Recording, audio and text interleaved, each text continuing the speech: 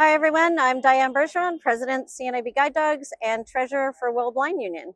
And I am Mark Workman, the CEO of the World Blind Union, and we are here in New York attending the Conference of States Parties. This is an annual gathering where states parties, governments will come together and report on their progress implementing the Convention on the Rights of Persons with Disabilities. So you've been to a few of these, Diane. What would you say is some of the interesting themes that we've discussed at this COSP?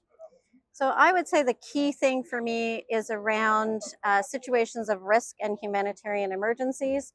We learned that in 2024, more than 45 million people with disabilities will be looking for humanitarian assistance, and that includes women and children as being the most impacted. So I think it's really important for us to think about how can we help to put towards this situation and reduce the amount of assistance required, help keep people safe.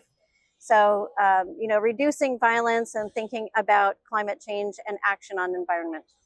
Yeah, that was such an interesting discussion at one of the roundtables here.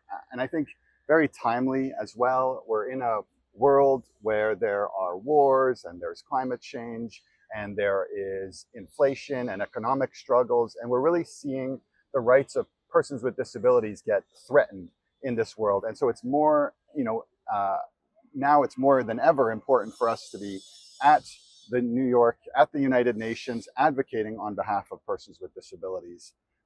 Absolutely. And I think one of the other things that I recognize while we're here, and it has been a big conversation, is around the Summit of the Future and the limited, if at all, people with disabilities being included in those talks. So maybe you can talk a little bit about that. That was such an important point. We are gearing up for the Summit of the Future, which will take place later this year here in New York in September.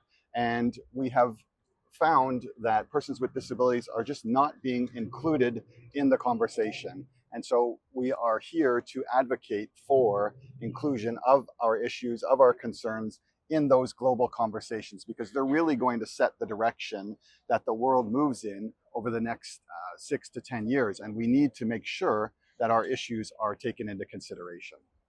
Absolutely. So today is the last day of the sessions, and I think maybe we should go back in and continue our advocacy and getting our voice heard for people with disabilities around the world. That sounds great. We will head in. I just want to thank our sponsors, CBM Global and CBM Switzerland, for their support. We really appreciate it, and we could not do this work without our partners and sponsors.